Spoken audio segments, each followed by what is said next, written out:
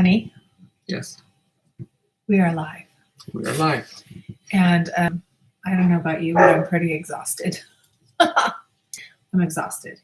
I think anyone who knows anything knows that things are a little crazy right now with our economy, our government, our politics, and our real estate. And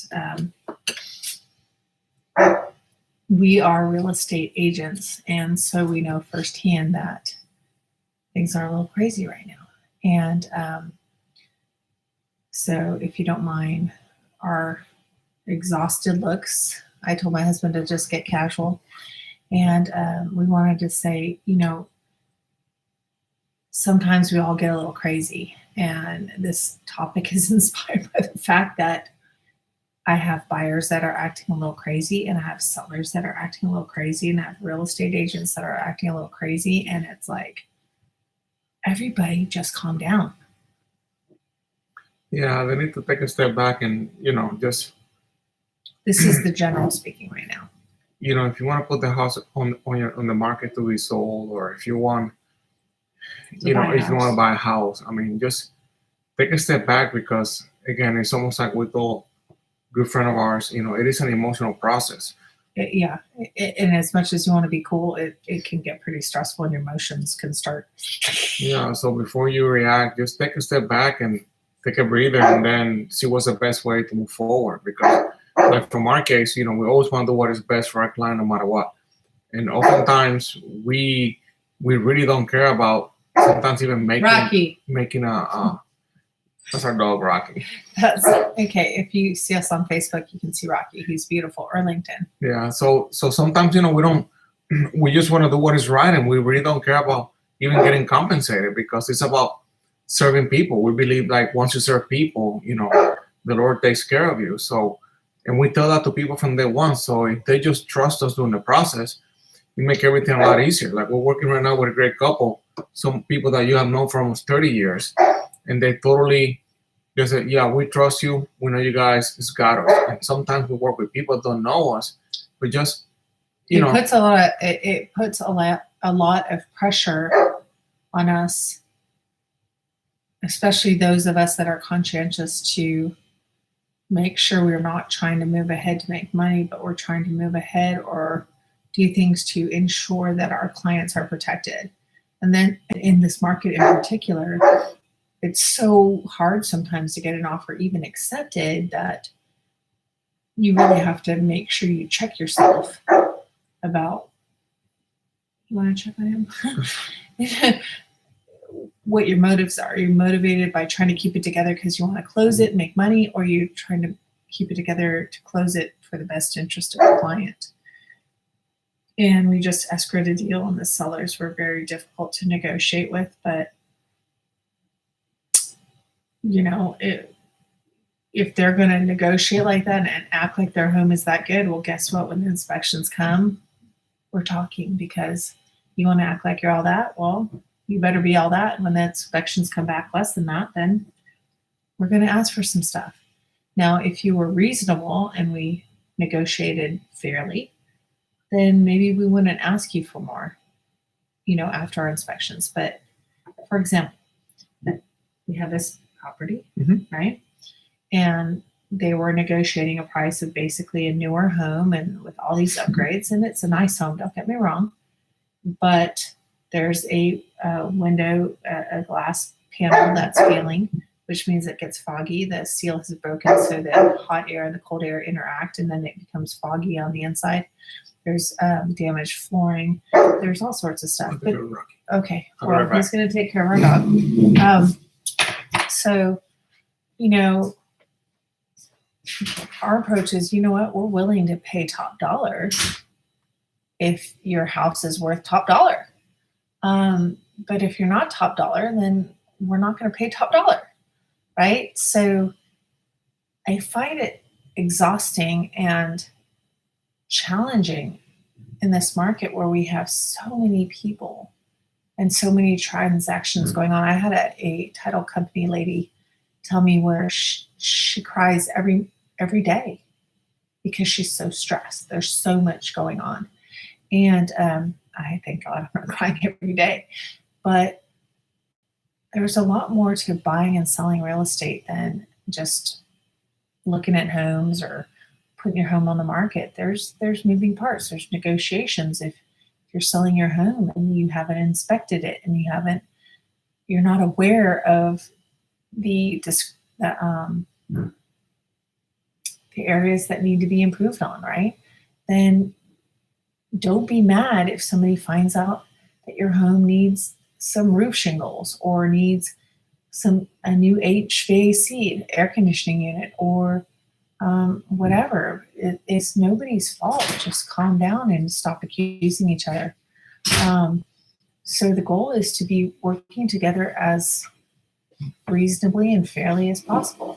I had a situation where I'm selling a home right now, and the buyer's like, so I'm so surprised. The house is 16 years old, and we want a credit towards the age of the roof. Well, I don't know what that credit is, but according to a very trustworthy and credible roofer, it needed about $1,600 worth of repairs on the ridge caps and whatever. So if someone comes to me with $3,000, $5,000 worth of, I need you to pay me for an old roof, no, I'm not doing it. So you have to know how to negotiate. You have to understand what you have when you're buying or selling, because you're buying a home with an older roof, right? So that's why the price is less. If you want to spend more, we can go up and get a new roof. So my husband's going to come. Yeah, also something else too is that, with that example we're talking about earlier, from the very beginning, we noticed that the other agent was very, very dry on the way she negotiated, the way she communicated.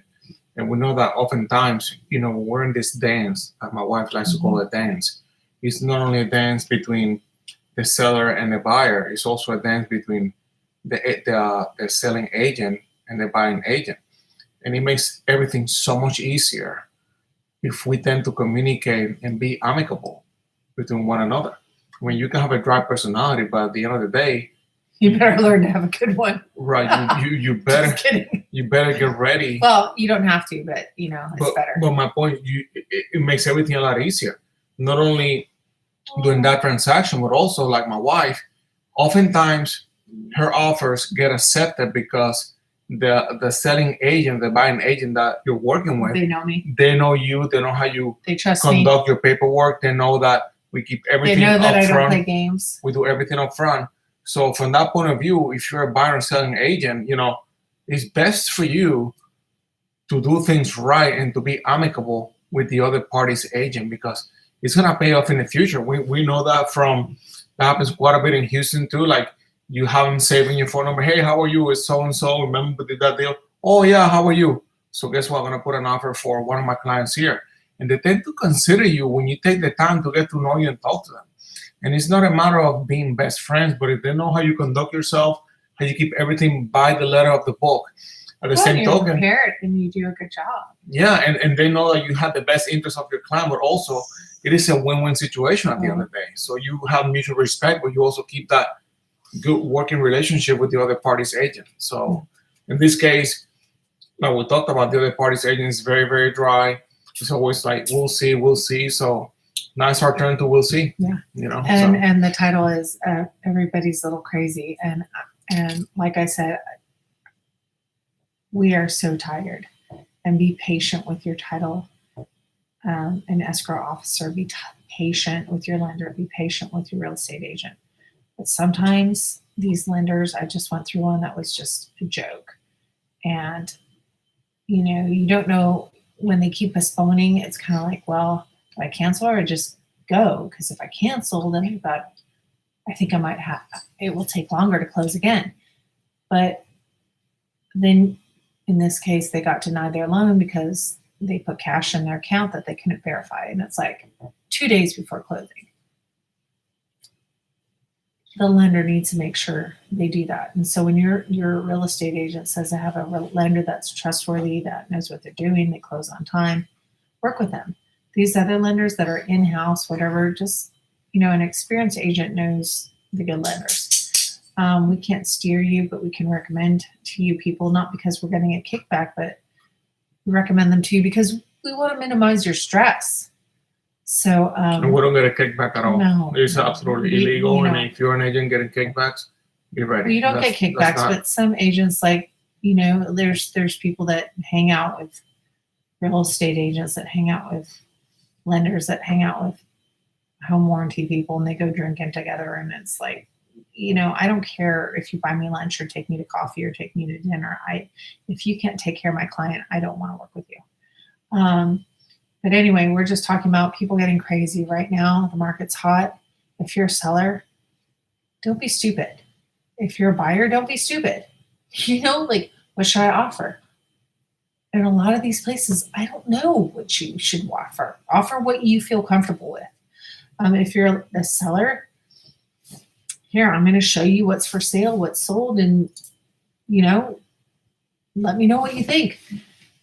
Some of them are kind of crazy and they're really high, but we just do it. But a lot of these sellers, I see they're coming back on market.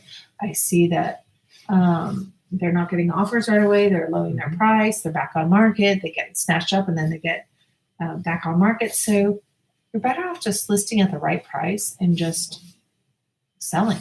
Because that sends the wrong message to whoever's looking for the house. Right. You're irrational on the price to begin with. And also that there might be something wrong with the house, even though there's nothing. If you're selling the house and you're overpricing it, stays in the market for a long time and nobody goes for it. Well, they feel like, well, what's wrong with it? Why is it not selling? Well, because it's overpriced. Mm-hmm. So I wonder if that person watching us is just us watching ourselves. We'll find out. Okay, so don't be crazy. We can help you. I'm a psychology major. My husband is a personal and professional corporate coach and a health coach. So we're all about working with people and keeping them straight. So and being noble in the process and be trustworthy. That's all we ask for our clients. And I am ready to crash because I am so tired. Look at me, babe. You look good. He looks good. I work out. I work out. He only needs like 5 hours of sleep. I need at least 7 to 9. Okay. And that's hard to do lately. So anyway, I have about, I don't know, a lot under contract right now, like 12 or more. And I'm not a big hot shot, but that's enough for me because I like to handle everything myself. Mm-hmm. And I thank you that you are my partner in everything. Okay. Like wait, before you go. Okay. And never forget this. Never forget it. I'm the head of the family, which is the neck. So the head He's the head. I'm the neck. So the head goes wherever the neck turns. Oh, honey, you're so sweet. I have to say that. Okay. Good night, guys. He's so cute.